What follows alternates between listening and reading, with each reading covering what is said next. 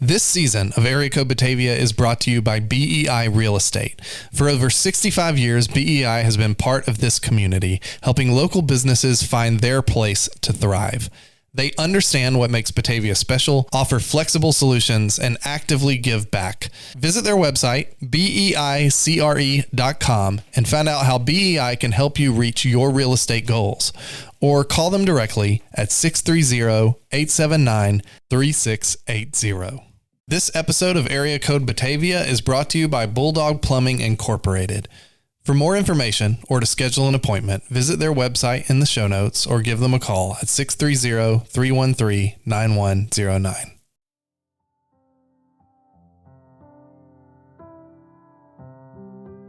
Hey everybody, I'm Richard Clark, and this is Area Code Batavia, a podcast about what it means to belong in Batavia, Illinois.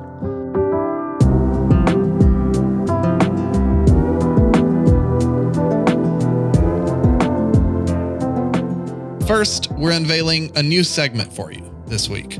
When my family and I moved to Batavia 6 years ago, we needed some of the basic stuff: internet, a plumber, some work done on the house. Honestly, we didn't know where to start or who to trust.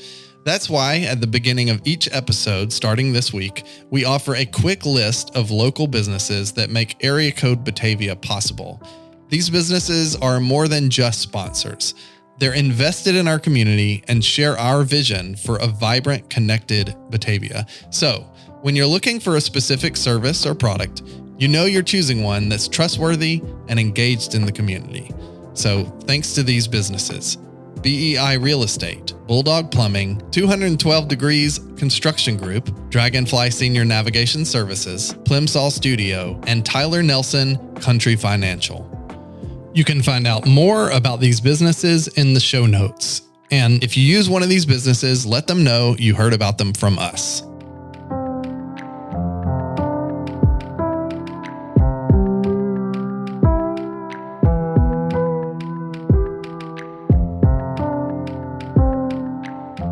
The day this episode is released, June 14th, is Flag Day. And it's the first Flag Day to be observed at Batavia's brand new Flag Day Monument. Meanwhile, across the lawn of the Pegbond Center, a few other flags are flying. Some, like the Illinois state flag, have been there a while. Then there's the Batavia flag, which is relatively new, and the Pride flag, which flies over City Hall during the month of June. It got me thinking, what is it about flags that instill such reverence in those whose community they represent? And what role do flags play in this community? Over the course of 2 episodes this month, I'll ask these questions of a variety of people and share their point of view. This week, we'll focus on the American flag, the designation of Flag Day, and Batavia's monument to Flag Day. Honestly, the idea of the Flag Day monument intrigued me. On the one hand, it's kind of a peculiar idea. After all, a holiday itself is kind of a monument, so why create a monument to a monument? Honestly, I don't think I've ever heard of a monument to a holiday. But the more I talked to Marty Callahan, Linda Sheilke, and Austin Dempsey, the more I understood why this vision was brought to life. And it all began with honoring a specific Batavian claim to fame. In 2016, when the community was getting ready to celebrate the 100th anniversary of the Batavia dentist, Dr. Bernard Sagrand, successfully petitioning President Woodrow Wilson to dedicate June 14th as Flag Day. Batavia citizens wanted to honor someone from their past, but they weren't sure how to go about it.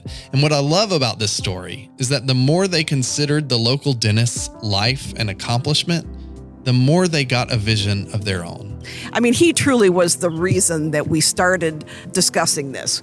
Dr. Sagrand, we have always claimed as one of our very own and probably one of our most well-known national figures, and yet we had never really done anything in town to honor him. He still has ancestors here.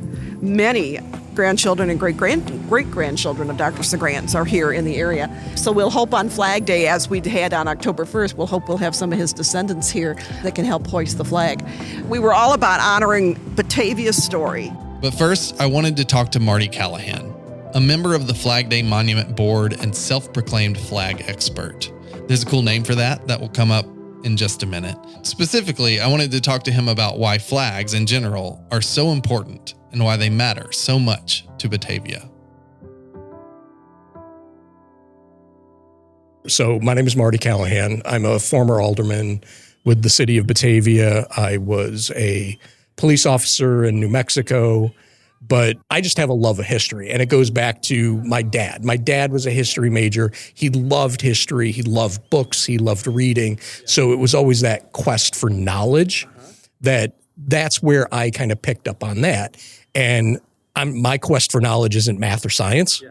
I'm about history because I like the personal part of it. And it sounds like a lot about history and how it relates to us now. Yes. Tell me about this space and what it means to you. So that's a whole long conversation. I've been associated with it with Austin Dempsey and Linda Sheilke from the beginning. Yeah. We originally were on the fireworks committee together back in 2015. There was talk about how do we make the fireworks more connected to the community. And the mayor was talking about how we have this connection with Bernard Sagrand living here, the founder of Flag Day. And if you know the mayor, he loves his stories. Oh, yeah. That's where he's just a great wealth of knowledge that he was able to tie that. And when you have like the hook for what we were trying to do was have something for the 100th anniversary of Flag Day, which was in 2016. Right. And out of that, it was like, well, can we think a little bit bigger? And Austin sat with Steve Vasilian, who was the architect of this, who also designed the Pegbond Center. Okay. He also drew up the plans for the boardwalk shops. So there is a consistent kind of feel and look throughout the downtown. Yeah. So with all of that, we got together and said, let's see if we can do this and try to raise money for the monument and create this vision of what we had wanted to. And with a lot of projects that seem to happen in this town with not a lot of controversy or a lot of problems, everybody got onto it right away. So you were pretty involved in this location, this place. Right. What does this place actually mean to you? It's about education and where we've been, which is different than other monuments. Other monuments you go to and it's about the past. And it's about a learning tool about things that have happened. This monument is designed to understand and put everything into context as to why it happened.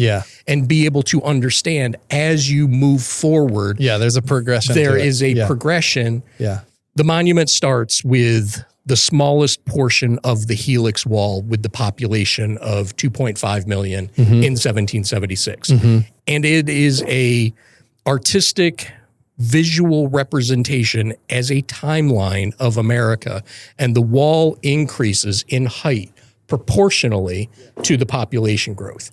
And then all of the bands that we have represent a year in time is one tile. Blue are the 27 official flags. Red are for those times that we have been in conflict. And white are for those civic, cultural, or flag-related events. So then you look at the wall and you can now have, oh, wait, it's kind of like a puzzle where you look at the plaques, the large plaques are for the flags. So you know that a flag with that many stars was official at that time. Then you look at the other things that are around it. And some of the things do influence each other. Like on this section, which is the kind of the fourth of the way in, there's a lot of flags. And there's a lot of flags that were changing in a very short period of time. Well, that makes you go, well, why is that happening? And it was happening because that's all westward expansion, et cetera. We want people to come and enjoy it as a thing of beauty, as a design element, or you can come and look at it and do some learning. What is so important to you about educating people about those things? When you look at the flag is just a piece of cloth. But what is different about our flag? Why does our flag have that kind of zeal to it? And the way I explain it is if you just look at a flag, you know what it is. It's got a brand. But it's made up of individual threads. And those threads are our stories. And so your stories are the same as my story, and they're all equal. And all of those stories are interwoven together so that the more that you learn about others and the more that you learn about history, the more you learn about yourself. So you've talked a little bit about this, but I am curious, what is so important about flags? Because you're an expert of flags. That's how I was introduced to you. Vexillologist. A vexillologist. Right. There's a lot of L's in there. Right. A vexillologist. I'm going to get that. Hold on. A vexillologist. You got it. Did I nail it? You got it. Okay. So a flag, by its very nature, they translate who you are as a visual representation. They're also utilitarian. They serve a military purpose, which is to make sure that if you're waving this flag, you know that they're either your enemy or not. And so we've kind of moved past that with all of the flags that you see now. So we have many layers of flags that you can wrap yourself in. Yeah. You have the American flag. You have the state flag. We have our Batavia community flag. Yeah. It tells people without knowing where you're from. Uh-huh. And it gives a sense of identity. Yeah. And with that, then there are all the other flags, the pride flag, the POW flag. It shows what you support. It gives an idea to somebody else who's making a snap judgment about you. And if you want to, you can say, this is what I'm about. Yeah. It's a way to let people know and fly your flag. And it's really interesting because one of the reasons we wanted to do this sort of focus on flags for this month is like Fun with flags. Fun with flags. Erica, fun with flags. Batavia does seem to love its flags. Right. There are all kinds of flags everywhere. There are. There are a lot of flags up on that flagpole right now. Yes. And we have a whole monument to a flag. I'm curious, like when flags became less of a militaristic thing and more of like a positive identity thing. And that is it's a great question. And there's a lot to understand about that. Yeah. Because it's, as you look at history, it has also been the flag, the American flag or flags in general have waned and waxed. They've kind of come in vogue and they've gone out of vogue. Because the times when the American flag was super important and super relevant for the very first time was during the Civil War. Yeah. Because people were trying to show what they stood for. And then it kind of went away for a while. That's why when people talk about the American flag and early versions of it, like the Betsy Ross flag, there's none examples because the flag wasn't that important. It's so interesting. Because if you think about it, the flag wasn't really important because they were just trying to live. Talk me out of a dark path I'm going down in my brain. That was a really divisive time in American history. Yes. And that was what made the flag important, right? Like it was, but in a way, if you understand the history about it, Abraham Lincoln made sure that none of the stars were removed from the American flag at that point because he was still saying and wanting to convey that we were still Americans. Yeah. So while, yes, the whole thing is very divisive, but what he did at that point was try to say we're still Americans. And a lot of people, North and South, the Northerners made flags that had less flags. That had less stars. Yeah. The Confederates obviously created a whole bunch of versions of flags for their states, new flags for their states. And what Abraham Lincoln said was, no, we're not going to remove the flags. Or the stars. Yeah.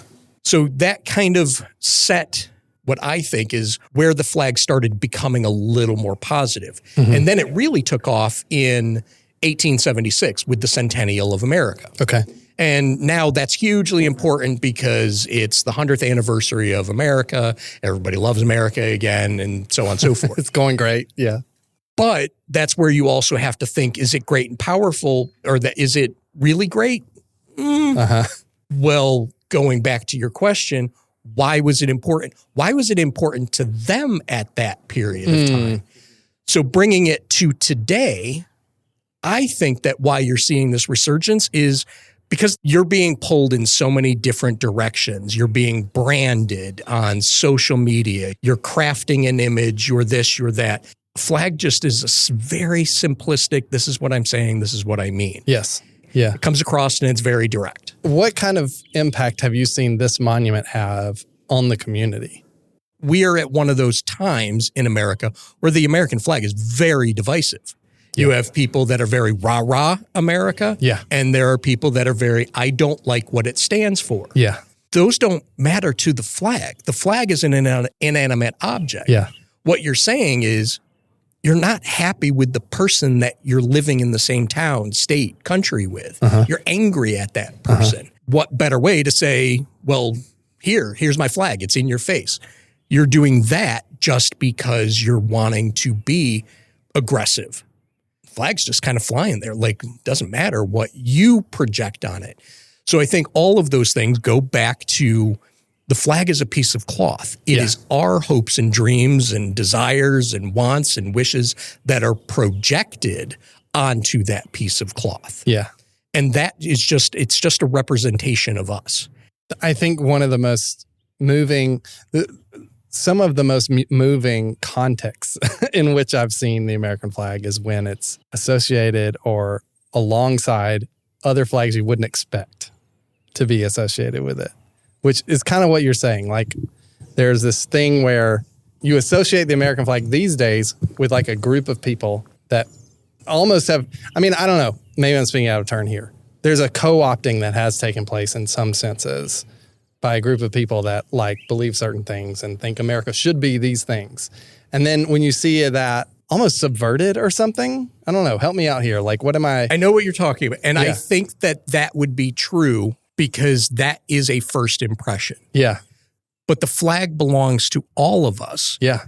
And at the end of the day, going back to your question about what has been that part that has kind of resonated with the community. Yeah. Have you seen any or heard any protests about the flag? Nope. Even knowing the times that we're in, knowing how divisive it is, knowing the politics, knowing that people could be very angry with the flag or I love the flag and it's my flag, it's not yours.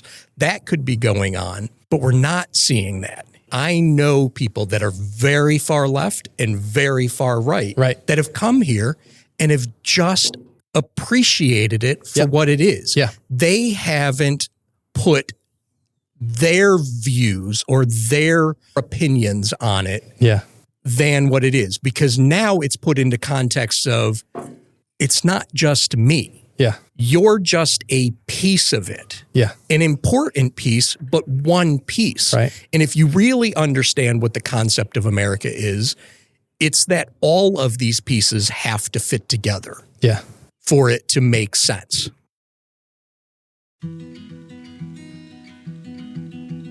This episode of Area Code Batavia is brought to you by Bulldog Plumbing Incorporated, proudly serving Batavia and surrounding towns. Bulldog Plumbing isn't just a local family business, they're neighbors.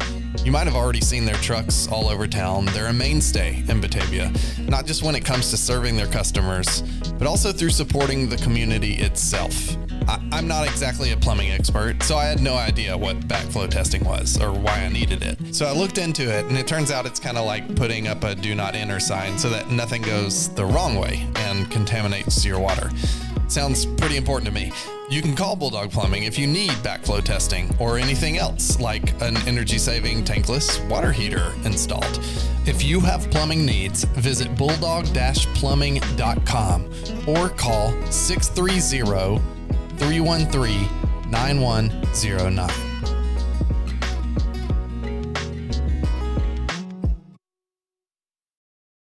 I'm Linda Sheilke, and I have been a member of the Fox Valley Patriotic Organization since its inception, which was 2015, actually. And I've been a secretary to the board all that time up until just a few months ago. Yeah. And I am been chairman of the Flag Day Committee here in Batavia since about that same time, since 2015, because in 2016, the town celebrated the 100th anniversary of President Woodrow Wilson signing a proclamation declaring a Flag Day every year in America. Yeah. So I do want to talk later about why this monument was important to you, but I want to start with flags in general. Why are flags important to you? I've just always, my whole life, highly respected the flag, but also I'm one of these people that tear up Every time, a group says the pledge, every time we sing Star Spangled Banner or God Bless America or America, I just get teary. I don't know why. It's almost like in my DNA. I was an elementary teacher for many years and then a principal and then central office person. I worked at Illinois Math and Science Academy, which was kids from all over the state of Illinois.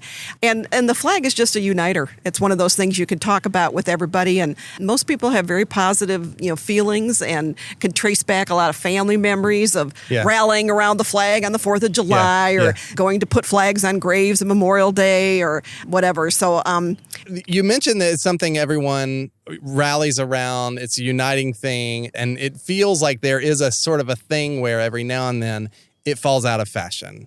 And certainly right now, that's a bit of a thing where it's for a certain group of people, it's fallen out of fashion. For other group of people, it's very much in fashion.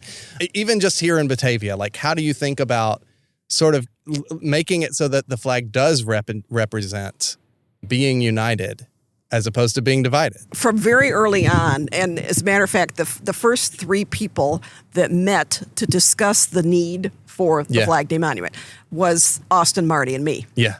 We met at Panera, and we started to talk about this. And we, even then, which was 2015 or so, we said, this just cannot be political. We want to put our time and energy into building a symbol that everybody can enjoy and appreciate. And it's going to, as Austin always says, we're purple. We're not red or blue. We're purple. Right. So that was extremely important to us. Since we cut ribbon last October for the monument, we are interested as we go from event to event, year to year, to see what kinds of use of the monument there will be. We think a lot of scout groups, a lot of VFWs, Legions, Sons of the American Revolution, Daughters of the American Revolution will come here. They'll have meetings here. They'll do field trips here.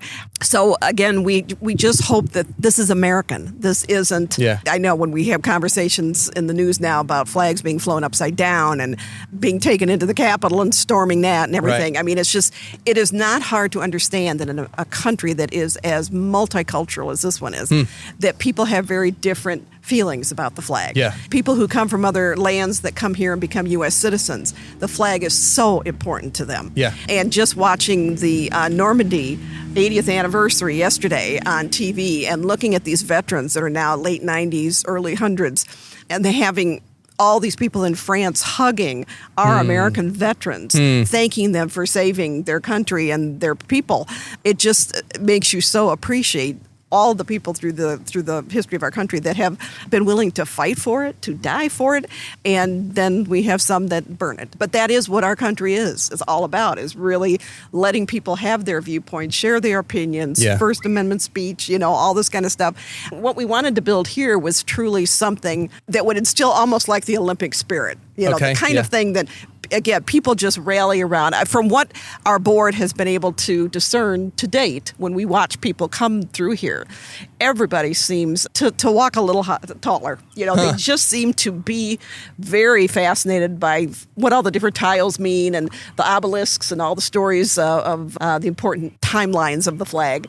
But as you can see with the Ring of Honor, which honors Illinois Congressional Medal of Honor recipients, and just the events in general that are captured by the flag, sadly, many of them are battles and wars and that kind of thing. So I said we couldn't build this without honoring veterans, active military, first responders, plus our Congressional Medal of Honor recipients and Dr. Segrand and his family. So this really kind of connects it all together. Yes, and one of the things I appreciate about it, even just looking at it now and having looked at it before, you mentioned the Olympics. The Olympics is an interesting comparison because I think you compare and contrast with the Olympics in the sense that the Olympics is definitely a uniting thing.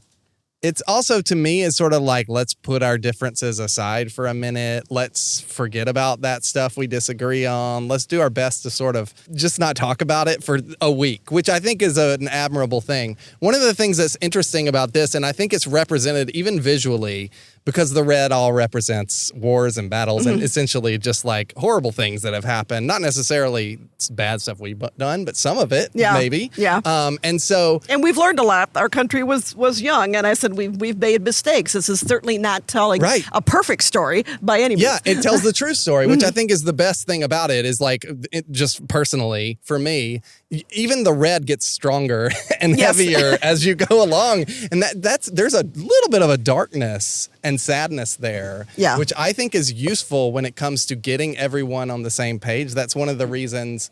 I mean, that's one of the things that I think can help give people permission to sort of move closer to something like the flag if they might have a discomfort around it. Yes. And I think the flag and what it represents and the Olympics, at the heart, what they represent is bringing out the best in people. You know, rallying, and even though Olympics is all about competition all over the world, I said it truly is about helping everybody to make their dreams come true and make their country's dreams come true. Right. Our flag represents across the world so much help and support and wonderful democratic type of government that is for the people, by the people, of the people.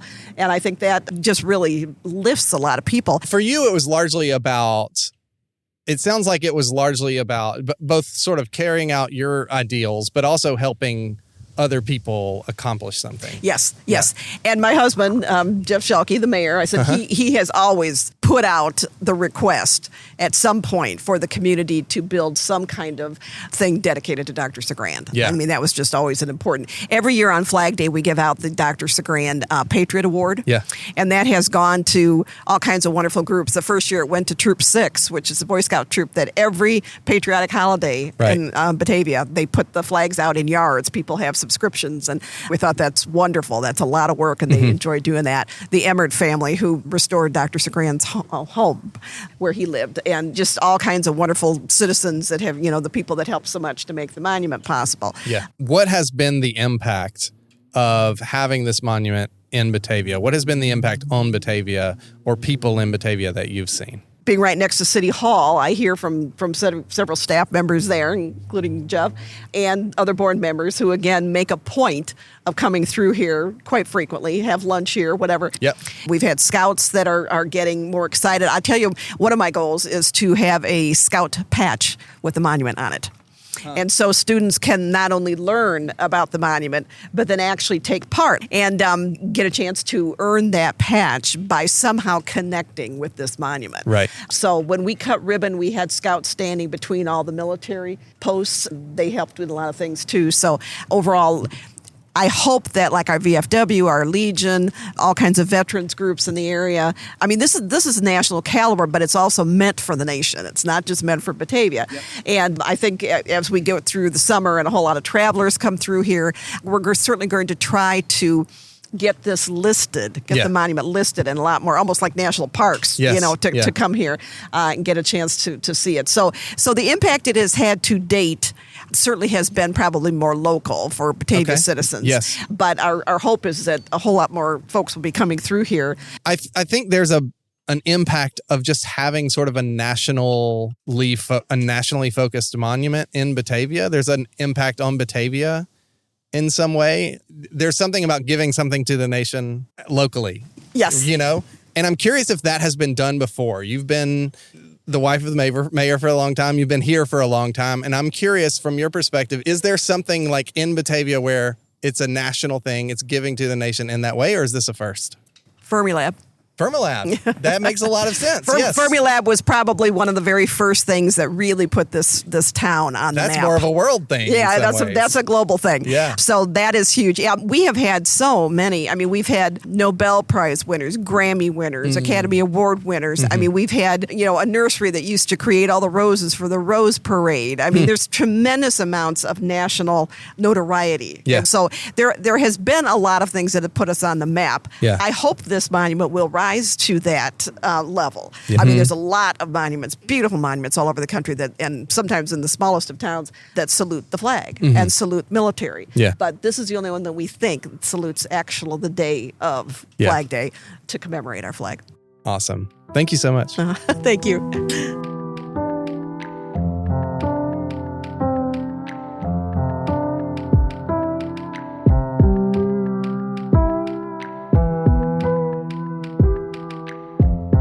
For me, my involvement started in 2007 when Roger Breisch asked me to help out with the fireworks. Okay.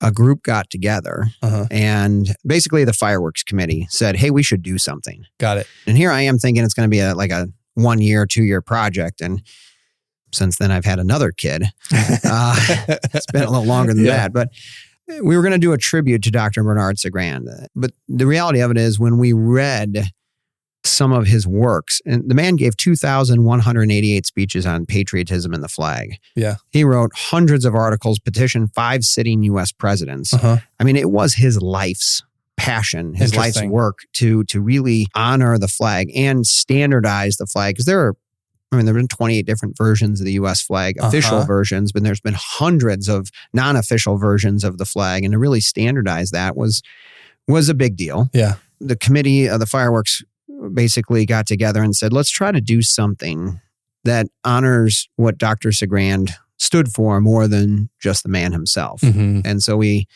worked with a local area architect, and years later, through a global pandemic and almost $2.5 million of money raised that went into this project between donations and volunteers on October 1st last year, which was Dr. Sagrand's birthday. We opened the monument, which was pretty spectacular. It's a really beautiful monument. And I just love monuments. You know, there's something about being in a space that encourages you to dwell on things. So what has been some of the fruit that's come out of that you've seen? You know, there's been a lot of positive, both from people in the community, but a lot of people from outside of the community that have come to that area. And we had Lee Greenwood and Coffee Anderson, country singer from Texas, come up and perform for us the night before the community dedication. And there was a gentleman who was there, and I can't remember where he was from, Round Lake Beach or somewhere up north. Okay. I remember he was standing out in the monument, and it was nighttime, and the monument looks so different at night than it does during the day. I need to check it out. It's really awesome at night. And he was crying. And I walked up to him and wasn't 100% sure what was going on, but introduced myself, and he said, "Oh my gosh, you're the guy that was just talking about this." I said, "Yeah."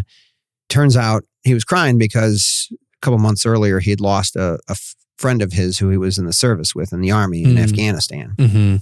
And he told me that if his friend had seen the monument, his friend would probably still be here. Wow. Because his friend lost hope and he lost any sense of belonging. He basically got to the point that he didn't understand what he did and why he did it. And being at that monument gave this guy just such a sense of purpose for his sacrifice and commitment to our great nation. And that made all 8 years completely worth it. All the work and the sleepless nights and all the other stuff that went into that. I've grown up in a time generally of peace here in this country. But I know that there are a lot of Batavians and a lot of people in our community that have served our great nation in some sort of capacity, and the overwhelming support that we have had on that project from veterans and first responders has been just great. Yeah. And it's truly, it's a community within the community. They see Batavia is a city that opens their arms and welcomes them in, and they feel very comfortable here. And I know all of us are very proud of the fact that monument is here in our community, and that there will be thousands of people over the next number of years who come here and hopefully find that sense of place here, have a moment of quiet to understand and reflect that every generation of Americans stands on the foundation that the previous one has built. Yeah. And while the problems of today and tomorrow may be vastly different than what previous generations have faced, that all of us have the same opportunity to unite under one flag and build a better nation for the future. I think it's very important because it can be easy to forget that flag is for everybody. Right.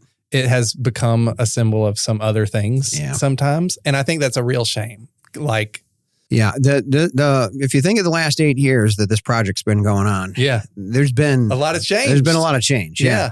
And there have been a multitude of different political groups that have tried to attach themselves to that. And we never let any of that come in. I mean, we announced politicians that were in the audience or whatever who came to events, but we never put a politician on stage. Left, right, blue, red, any color in between. Yeah.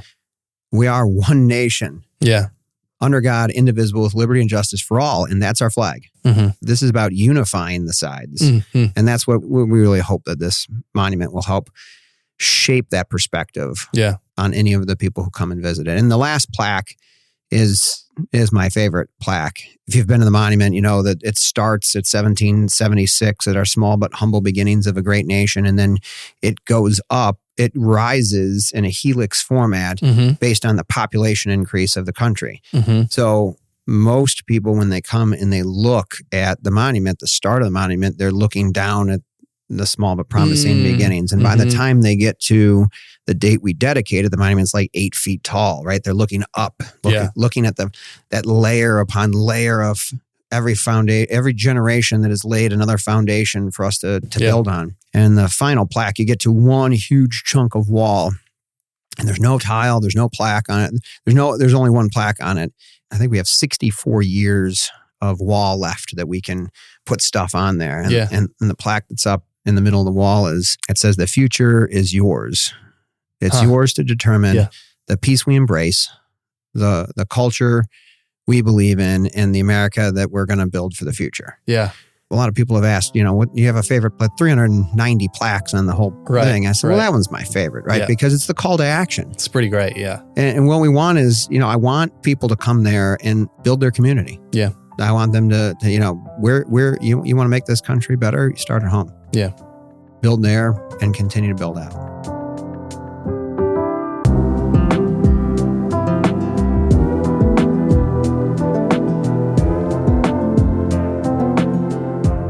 When I was working on this episode, I thought a lot about the people in the middle of the extremes Linda referenced, those willing to die for the flag and those who burn it in protest. For those of us in the middle, maybe there's a discomfort with the flag itself and the complicated history and the present condition of the country it represents. Maybe there's frustration with the ways the flag has been co-opted by some. Or maybe we just see it as a symbol to unite behind, and that reminds us of how far our country has come. But in talking with Linda, Marty, and Austin, I was struck by how a local grassroots movement can make a national symbol more accessible. After all, the closer we are to each other, the more face-to-face conversations and interactions we can have, and the more we can be on the same page. Look, unity is a complicated thing. For some, it's a necessity. For others, a deeply felt virtue. But for others, it's a bit of a gauntlet. It can require trust and vulnerability from all sides. But if we can embrace the symbol on our own terms and pour our own hopes, frustrations, experiences, and passions into it, we might start to see it as our symbol too. And then, the more we share those things with others, the more we start to see the flag as something representative of who we are as a community. The flag is, as Marty points out, just a piece of cloth, but it's also a glimpse of something mundane and profound, something that to me seems a whole lot more achievable than unity. An invitation to belong.